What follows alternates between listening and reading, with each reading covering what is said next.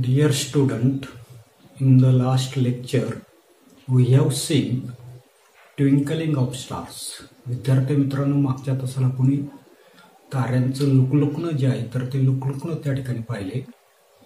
याच्यामध्ये आपल्या लक्षात येतं नसते की आपण त्याच्यामध्ये मिरेज जे आहेत ज्याला आपण त्या ठिकाणी मृगजळ जे आहे तर ते मृगजळ त्या ठिकाणी म्हणताना दिसतो की दूरवरील असणारी जी काही वस्तू जी आहे तर त्या वस्तूकडून येणारे जे काही प्रकाश किरण त्या वस्तूच्या जमिनीत असलेल्या प्रतिमेकडून आल्यासारखे भासतात आणि यालाच आपण त्या ठिकाणी काय म्हणताना दिसतोय, मिरेज म्हणताना दिसतो किंवा त्यालाच आपण त्या ठिकाणी मृगजळ त्या ठिकाणी म्हणताना दिसतो. याच्यामधली दोन उदाहरणं आपण त्या ठिकाणी पाहिली की उन्हाळ्यामध्ये रस्त्यावर किंवा वाळवंटामध्ये पाणी साचल्याचा आभास आपल्याला त्या ठिकाणी होताना दिसतो.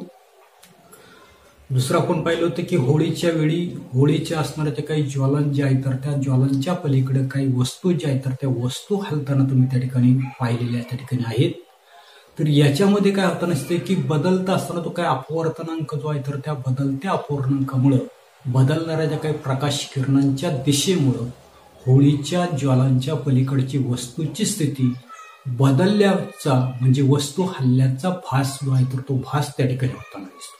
याच्यानंतर पुढे effects of atmospheric condition on refraction of light can be seen in the twinkling of the stars. वातावरणाचा प्रकाशाच्या अपवर्तनावर होणारा एक परिणाम ज्यालाच आपण त्या ठिकाणी काय म्हणतो नसते ट्विंकलिंग ऑफ स्टार्स जे आहे तर ते ट्विंकलिंग ऑफ स्टार्स त्या ठिकाणी म्हणताना दिसतोय, ताऱ्यांचं लुकलुकणं त्या ठिकाणी म्हणताना दिसतो. Stars are luminous and can be seen at night in the absence of sunlight. आपल्याला माहिती की तारे जे आहेत तर त्यातले सेल्फ ल्युमिनियस म्हणजे स्वयंप्रकाशित आहे आणि स्वयंप्रकाशित असल्यानं ते चमकतात. त्याच्यानंतर आपल्याला माहिती आहे की सूर्यप्रकाश जो आहे तर तो सूर्यप्रकाश नसल्यामुळं रात्री आपल्याला आकाशामध्ये तारे जे आहेत तर ते तारे त्या ठिकाणी दिसतात. दे अपीअर to be point source because of their being at very large distances from us. आता हे जे काही तारे जे आहेत तर ते तारे आपल्यापासून खूप जास्त अंतरावर त्या ठिकाणी असतात आणि त्याच्यामुळं हे जे काही तारे जे आहेत तर ते तारे आपल्याला प्रकाशाचं बिंदू स्रोत असल्याचं त्या ठिकाणी काय आता दिसतंय, जाणवताना दिसते. म्हणजे अतिशय छोटे त्या ठिकाणी तारे जे आहेत तर ते तारे त्या ठिकाणी दिसतात. As the density of the air increases with lowering height above the surface of the earth, the refractive index also increases. की वातावरणामधली असताना ती काय हवा जी आहे तर त्या हवेचा असताना तो काय अपवर्तनांक जो आहे तर तो अपवर्तनांक काय होताना दिसतोय तर जमिनीच्या किंवा जमिनीकडं वातावरणामध्ये असणारी जी काही हवा जी आहे तर त्या हवेचा रिफ्रॅक्टिव्ह इंडेक्स अपवर्तनांक जो आहे तर तो अपवर्तनांक जमिनीकडे येताना काय होताना दिसतो, वाढत त्या ठिकाणी जाताना दिसतो. आणि वाढत का जाताना दिसतो तर आपल्या लक्षात येत नसते कारण हवेची असणारी काही घनता जी आहे तर ती घनता त्या ठिकाणी वाढत जाताना दिसते. Star light comings toward us travel from rarer medium to the denser medium and constantly bends toward the north. वातावरणामधून तारका जे आहेत तारे जे आहेत तर त्या ताऱ्यांच्या प्रकाशाचं अपवर्तन होताना तारा जो आहे तर तो तारा काय होता दिसतो, प्रकाशाची असणारी काही स्तंभिका जे आहे तर त्या स्तंभिकेकडे त्या ठिकाणी आपल्याला झुकलेला त्या ठिकाणी दिसतो. And this makes the stars appear to higher in the sky as compared to its actual position as shown in the diagram. आता काय होतं की आकृती जी आहे तर त्या आकृतीमध्ये दाखवल्याप्रमाणे तारा जो आहे आकाशामध्ये असताना तो काही तारा जो आहे तर तो तारा त्या ठिकाणी अशा पद्धतीचा तारा आपण त्या ठिकाणी दाखवला. आणि apparent position of the star म्हणजे सर्वसाधारणपणे ताऱ्याची असणारी काही आभाची स्थिती त्या ठिकाणी दाखवली, आपण तारा त्या ठिकाणी दाखवली. परंतु वरून खाली येत असताना काय सांगितलेलं आहे की इन्क्रीजिंग रिफ्रॅक्टिव्ह इंडेक्स म्हणजे वरून खाली येत असताना त्या प्रकाश जो आहे तर त्या प्रकाशाचा अपवर्तनांक जो आहे तर तो काय होतो दिसतो, अशा पद्धतीने आपल्याला त्या ठिकाणी दिसताना दिसतो. आकृतीमध्ये आपण त्या ठिकाणी ऍपरंट पोझिशन्स ऑफ स्टार्स म्हणजे तारा जो आहे तर त्या ताऱ्याची आभासी स्थिती त्या ठिकाणी दाखवली. याच्यानंतर पुढे the apparent position of the stars keeps changing A point. या ठिकाणी आपलं लक्षात येत नसतं की ताऱ्याची ही जी काय असणारी काय आभासी स्थिती जी आहे तर ती आभासी स्थिती स्थिर त्या ठिकाणी दिसते, तर ती किंचित काय होताना दिसते, बदलत त्या ठिकाणी राहताना दिसते. And this is because of the motion of the atmospheric air and changing air density and temperature. आता याचं कारण म्हणजे ताऱ्याची जी काय आभासी स्थिती जी आहे तर ती स्थिर त्या ठिकाणी नसते, ती आपल्याला किंचितशी त्या ठिकाणी बदलताना दिसते. याचं कारण म्हणजे हवा जी आहे तर त्या हवेची सतत होणारी जी काय हालचाल. दुसरं आपल्याला सांगता येईल की त्या हवेची असणारी काही घनता. आणि तिसरं आपल्याला सांगता येईल की तापमानातील बदलामुळे काय होतं दिसते तर त्या ताऱ्याची स्थिती जी आहे तर ती स्थिती आपल्याला त्या ठिकाणी आकाशामध्ये स्थिर त्या ठिकाणी दिसत नाही. Because of this the position and brightness of the stars keep changing continuously and the stars appears to be twinkling. आणि अशा प्रकारे काय होतं नसते की अपवर्तनांक जो आहे तर त्या अपवर्तनांकामुळे किंवा अपवर्तनांकात होणाऱ्या बदलामुळे ताऱ्याची असणारी काही स्थिती जी आहे तर ती स्थिती त्या ठिकाणी आभासी स्थिती त्या ठिकाणी तयार होताना दिसते.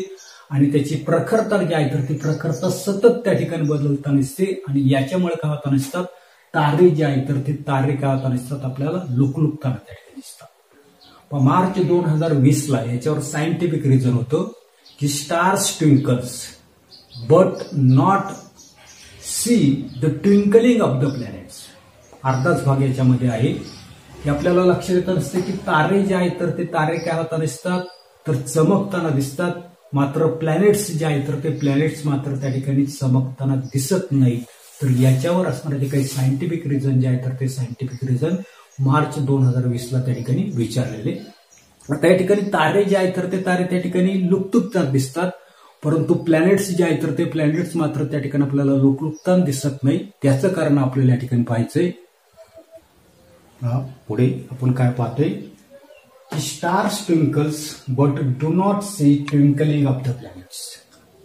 तारे जे आहेत तर ते तारे त्या ठिकाणी लुकलुकताना दिसतात, परंतु असणारे काही ग्रह जे आहेत तर ते ग्रह मात्र आपल्याला त्या ठिकाणी लुकलुकताना दिसत नाही. याचं कारण आपल्याला त्या ठिकाणी पाहिजे. पहा काय सांगता येईल की we do not see twinkling of planets.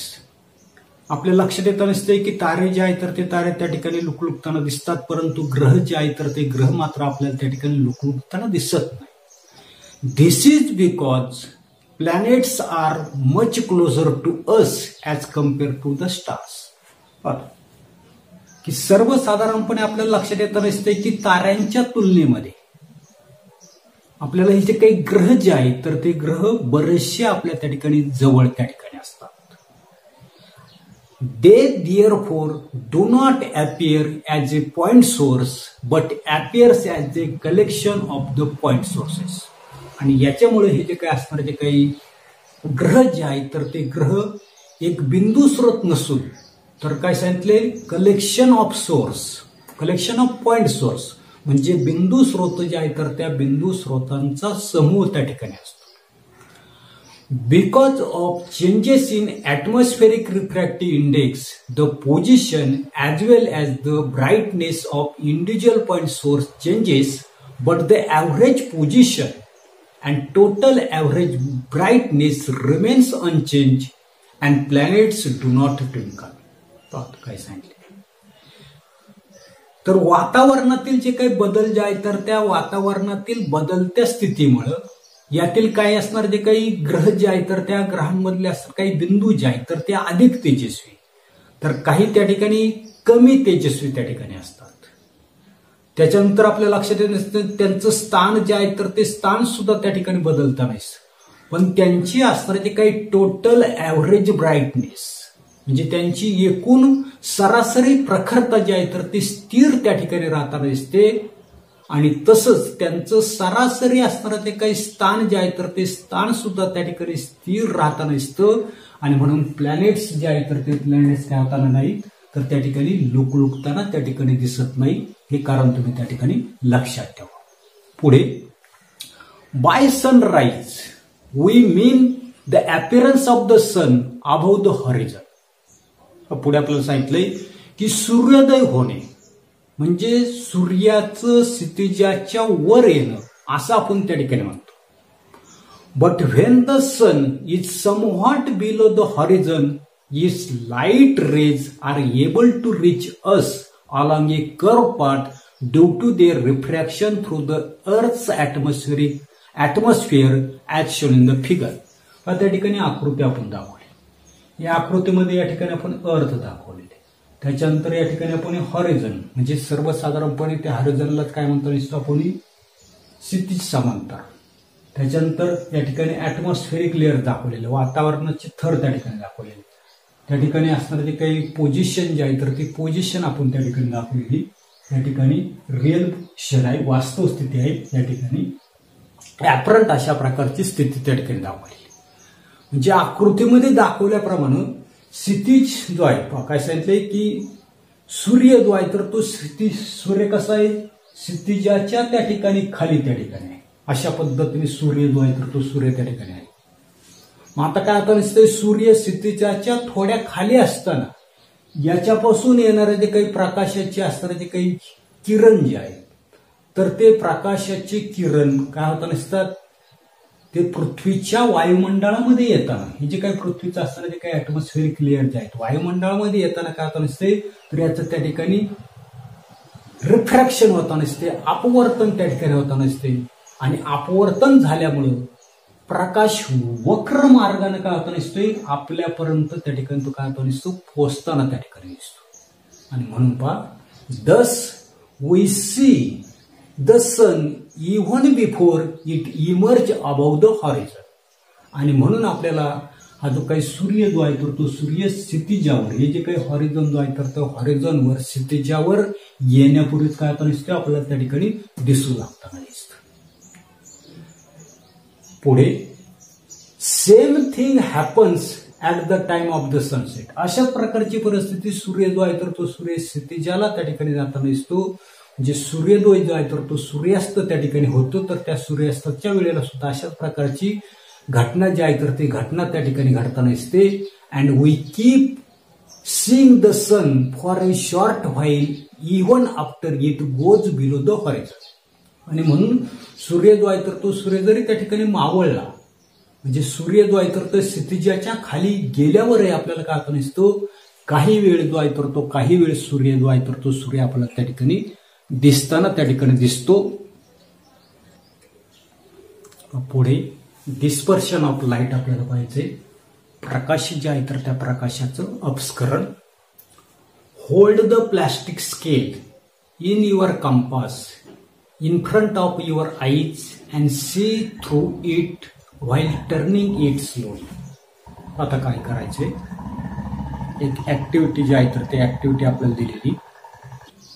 काय करायचे की कंपास मधील जी काही प्लास्टिकची असणारी काही पट्टी जी आहे तर ती पट्टी काय करायची ज्या बाजूला सूर्य त्या ठिकाणी असेल तर त्या सूर्यप्रकाशामध्ये काय करायची ही पट्टी प्रकाशात डोळ्यासमोर धरून हळूहळू काय करायची अशा पद्धतीनं तिरकी जी आहे तर ती तिरकी त्या ठिकाणी सूर्यप्रकाश जे आहे तर त्या सूर्यप्रकाशामध्ये तिरकी करून त्या ठिकाणी पहा. आपल्याला असं लक्षात येईल काय लक्षात येताना दिसतंय you will see light rays divided into different colours. आपल्याला प्रकाश जे आहे तर त्या प्रकाशाचं वेगवेगळ्या रंगामध्ये विभक्तीकरण जे आहे तर ते विभक्तीकरण झाल्याचं त्या ठिकाणी काय आता दिसते दिसून येतं. These colors appears in the following order. आता हे जे असणारे ते काही रंग जे आहे तर ते रंग खालील क्रमानं आपल्याला त्या ठिकाणी काय दिसतात आढळून त्या ठिकाणी आता दिसतात.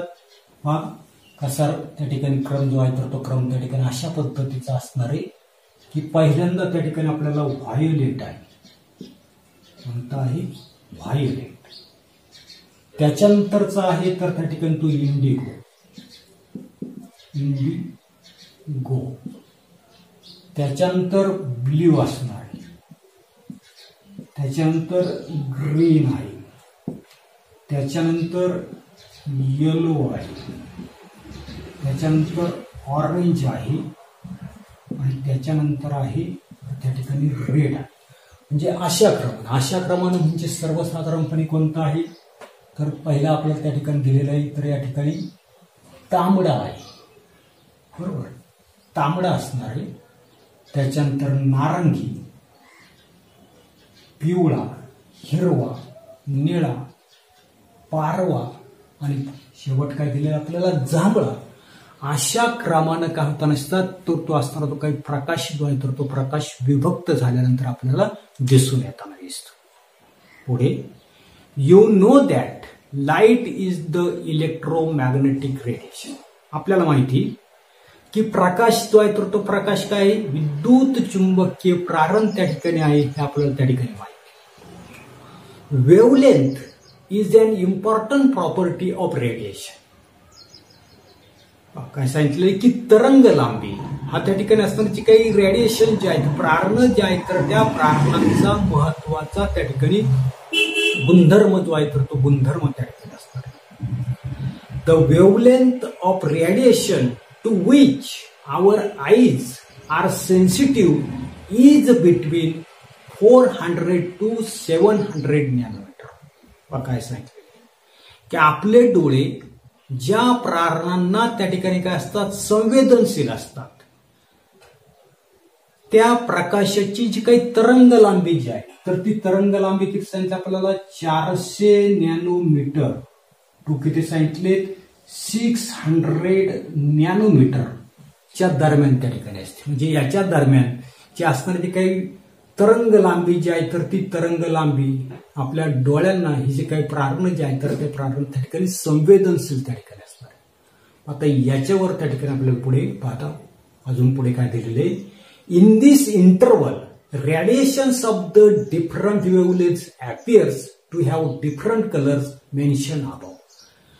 जी काय असणार ती काही रेंज जी आहे तर या दरम्यान वेगवेगळ्या तरंग लांबीची असणारी काही प्रारण जी आहे तर ती प्रारण आपल्याला 400 नॅनोमीटर ते इथे सांगितलेले 700 मी 600 लिहिले तर ते किती आहे तर त्या ठिकाणी ते 700 नॅनोमीटर जे आहे तर त्या 700 नॅनोमीटरच्या दरम्यान त्या ठिकाणी असणार आहे.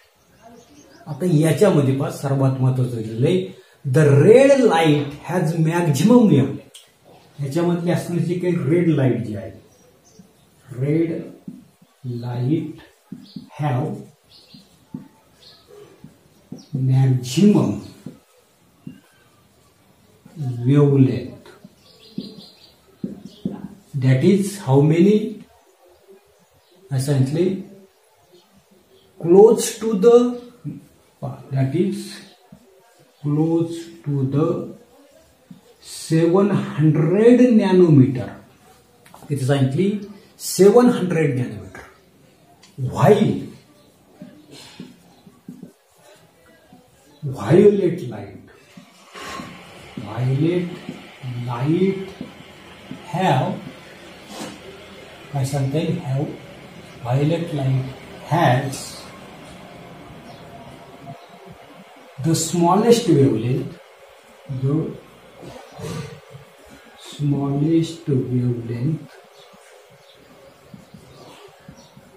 close to आता close to किती सांगितलेले close to 400 नॅनोमीटर. 400 नॅनोमीटर. आता काय सांगितले सर्वसाधारणपणे या ठिकाणी आपल्याला लक्षात येत नसते की असणारा तो काही तांबडा प्रकाश जो आहे या तांबड्या प्रकाशाची असणारी काही तरंग लांबी जी आहे तर ती किरणांची तरंग लांबी सर्वात अधिक म्हणजे किती सांगितली जवळजवळ 700 नॅनोमीटर आहे. तर असणारा जो काही व्हायलेट म्हणजे जांभळा असणारा जो काही किरण जे आहे तर त्या किरणांची सगळ्यात कमी म्हणजे किती सांगितले आपल्याला 400 नॅनोमीटर आहे. पण याच्यावर मार्च 2020 ला त्या ठिकाणी प्रश्न होता the wavelength of red light how many nanometre. तर आपल्या लक्षात येत नसते मॅक्झिमम असते तर त्या ठिकाणी 700 नॅनोमीटर आहे आणि असणारा जो काही व्हायलेट जे आहे तर त्या व्हायलेटचे किती आपल्याला 400 नॅनोमीटर आहे.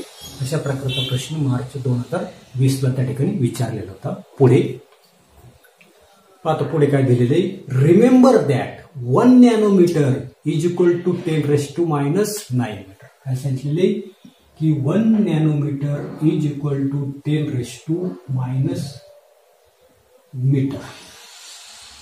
पुढे in vacuum the velocity of the light rays of all frequency is the same. काय सांगितलंय की निर्वात पोकळी जी आहे तर त्या निर्वात पोकळीत सर्व वारंवारतेच्या प्रकाश लहरींचा वेग कसा असतो, सारखाच त्या ठिकाणी असतो.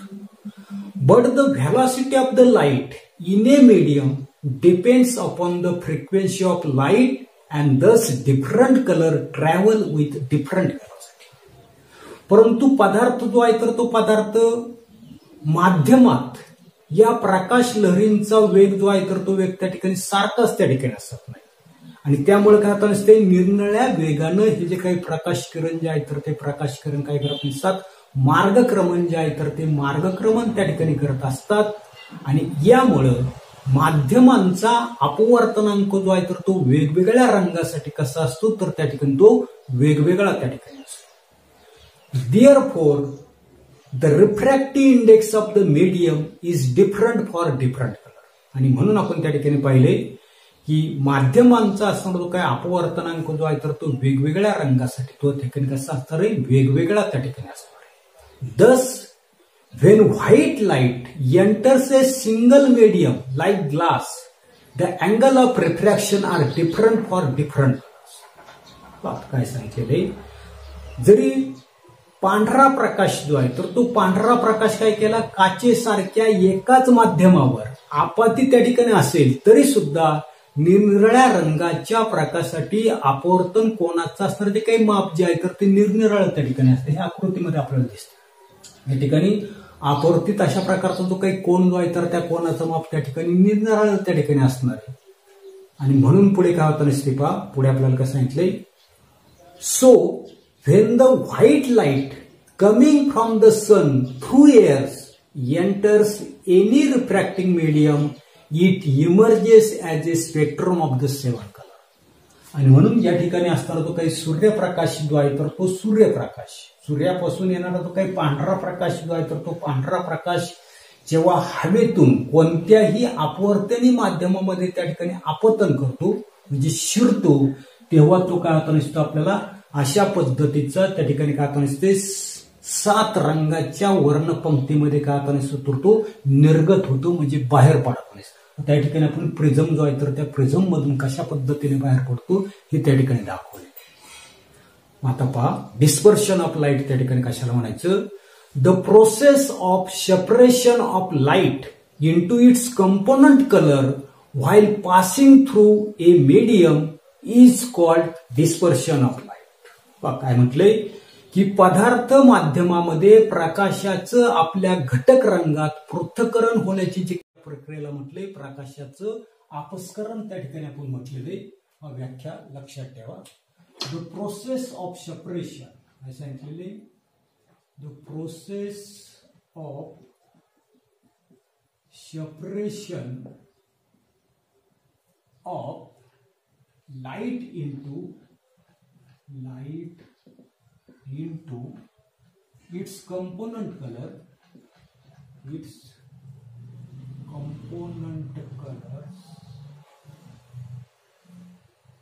while passing through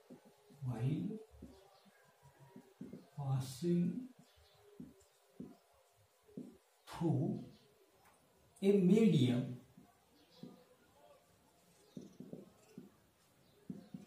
is called dispersion of light. पुन्हा एकदा ऐका काय सांगितले की पदार्थ माध्यमात प्रकाशाचं आपल्या घटक रंगात पृथक्करण होण्याची जी काही प्रक्रिया जी आहे तर त्या प्रक्रियेला काय म्हटले, प्रकाशाचं अपस्करण त्या ठिकाणी म्हटले. पुढे sir Isaac Newton was the first person to use a glass prism to obtain the sun spectrum. या ठिकाणी आकृतीमध्ये आपण दाखवलेले की सर आयझॅक न्यूटन यांनी सर्वप्रथम सूर्यकिरण जो आहे तर त्या सूर्यकिरणापासून वर्णपंक्ती मिळवण्यासाठी अशा प्रकारचा ग्लास प्रिझम, काचेचा असणारा जो काही लोलक जो आहे तर त्या लोलकाचा उपयोग त्या ठिकाणी केला. When white light is incident on the prism different colours bends through different angle. आता काय सांगितलं पुढे की जेव्हा शुभ्र अशा प्रकारचा असणारा जो काही प्रकाश जो आहे तर तो काय केला लोलक म्हणजे असताना तो काही ग्लास प्रिझम जो आहे तर त्या ग्लास प्रिझमवर त्या ठिकाणी आपत्ती आपण केला तेव्हा ते वेगवेगळे असणारे जे काही रंग जे आहे तर ते वेगवेगळे रंग वेगवेगळ्या कोणामधून काय होताना दिसतात आपल्याला त्या ठिकाणी बेंडिंग होताना दिसतात म्हणजे वळताना त्या ठिकाणी आपल्याला दिसतात. Among 7 colours red bends the least. म्हणजे काही 7 रंग जे आहेत तर त्या 7 रंगापैकी असणारा जो काही लाल रंग जो आहे तर त्या लाल रंगाचा असणारे ते काही बेंडिंग जे आहे तर ते सर्वात कमी त्या ठिकाणी होताना दिसतं. परीक्षेसाठी लक्षात ठेवा. पुढे while violet bends the most. तर असणारा जो काही व्हायोलेट जांभळा रंग जो आहे तर त्या जांभळ्या रंगाचं विचलन जे आहे तर ते विचलन काय होताना दिसते सर्वात जास्त त्या ठिकाणी होताना दिसते म्हणजे सर्वात जास्त त्या ठिकाणी तो बेंड होताना दिसतो वळताना त्या ठिकाणी दिसतो. Thus, as shown in the figure, the 7 colors emerging different path and get separated and we get the spectrum of the 7 colors. आकृतीमध्ये दाखवल्याप्रमाणे आपल्या लक्षात येताना दिसते की आपल्याला 7 रंगाची अशा प्रकारची असणारी काही वर्णपंक्ती जी आहे तर ती वर्णपंक्ती काय होताना दिसते आपल्याला त्या ठिकाणी मिळताना दिसते. पण एवढाच असणारा जो काही भाग जो आहे तर तो भाग आपण या तासाला पाहणार आहोत. पुढील भाग पुढील तासाला पाहू. धन्यवाद.